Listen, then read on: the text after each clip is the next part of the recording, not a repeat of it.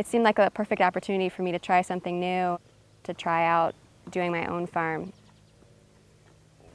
This is the first year that I am doing a sole operation and renting land. It's 2 acres, growing vegetables, fruits, and herbs. I'm growing over 40 different types of vegetables and over 200 varieties, just shooting for really high diversity in this first year to see what really grows well here and also what people will be interested in eating or what new things they'll be interested in trying out. I've always wanted to have a farm, something that with some land to run around on and do some growing. The farm has 42 acres, yet we only farm 3 acres of vegetables, and we have a small 1-acre orchard. There's 3 varieties of pears and 8 varieties of apples. Somewhere around 20 different types of vegetables, 70 varieties. Well, I went to Cornell for agriculture and got my bachelor's there, but I really felt like I didn't get a lot of hands-on experience. We always had this dream about having 1 cow.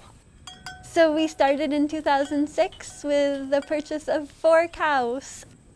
Well, we just added 2 little babies last week, so that brings our number up to 23 animals right now. We have about 45 acres that we operate on, and then we process all of the milk right on the farm. Our main product is yogurt, and we also bottle some milk and make some cheese. And we sell everything directly from the farm. We don't use a distributor, so everything goes right from our farm to the retail outlets where it's sold. I grew up working on farms. Kind of fell into dairy farming. The main business is dairy fluid milk, and then it's certified organic. Then I do cheese making with a portion of our milk. We're slowly ramping up in production so that it'll eventually take up all of our milk. We just are easing into it because we didn't want to have to worry about balancing our milk production.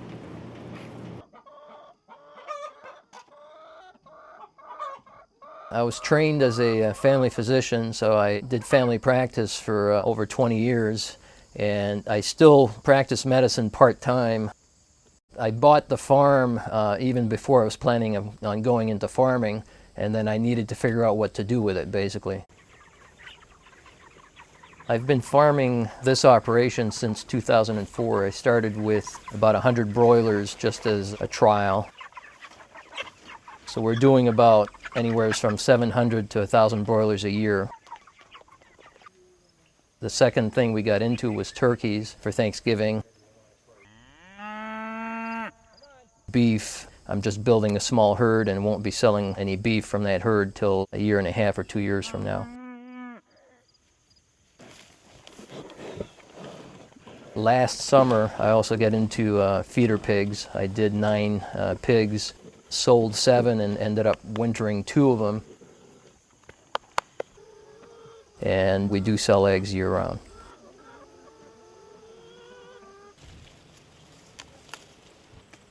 We've been married 26 years, Karen and I. And when we were married in Washington State, we both had the idea that someday we would like to be independent on a farming operation. And so we didn't have to go to a regular job. Our products include apples, pears, peaches, plums, cherries, raspberries, and blueberries.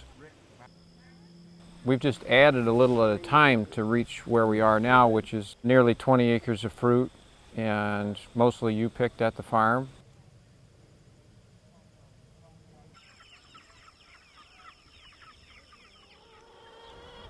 We farm in Rodman, New York, under the farm name Lucky 7 Livestock Company. We farm on 320 acres of land, which is all owned. Most of it is in corn and soybean production. That goes in combination with our livestock. We raise 600 to 800 hogs a year. We kill about 500 to 600 broilers, and we have 150 to 200 layers. We also carry anywhere 25 to 50 steers. Again, it's in a rotation of pasture and crops of how those numbers fluctuate. People asked me what else we could grow besides hay, corn, and oats. I had been making wine for 30 years, and I said, when I retire, the first thing we're going to do is plant cold hardy grapes. I had tasted the wines made from our cold hardy grapes in Minnesota and came to the conclusion that we could make very good wine out of them. The challenge of making wine with these cold hardy varieties was something I really was looking forward to. My mom always had flower beds in the yard. My father was a farmer, so growing things has come naturally. Well, here at Bedlam Gardens, I grow mostly perennials. That's my first love. I love anything that comes back and blooms. I've been here for 14 years and just been growing and learning as I go, trying new things every year and enjoying it. Nobody goes home with plants that they don't know how to take care of, so that they have a very high success rate with plants from Bedlam Gardens. This is our third season of growing vegetables here at Cross Island Farms. My partner David and I hadn't planned on being farmers. I was looking for a place with land, so when I retired from my state job, I would have plenty of opportunity to do things outdoors.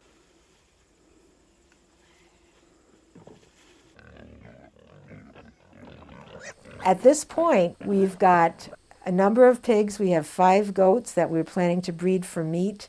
We have a handful of roosters that are doing their duty. And we're planning on getting a pass-on from Heifer International of a bred female beef cow. And that's planned for this fall.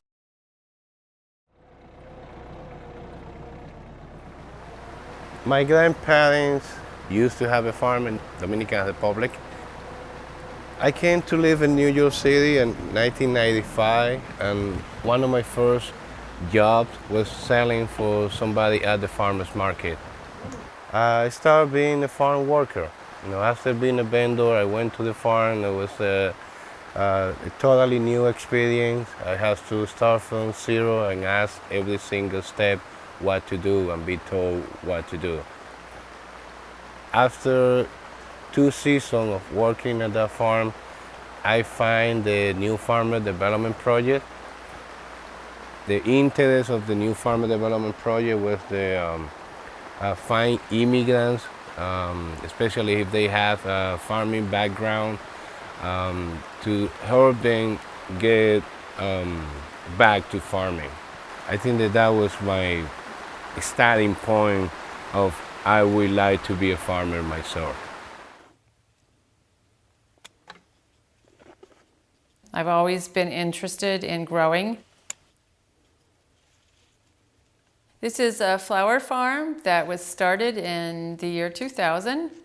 It began modestly with probably 100 by 200 foot patch of ground and began with farmers markets, sales to farmers markets. I do a lot of retail private party work now and wedding work. And I love being part of a bride's wedding day. I always tell the flowers if they're picked to be in a wedding, they're the luckiest flowers in the world.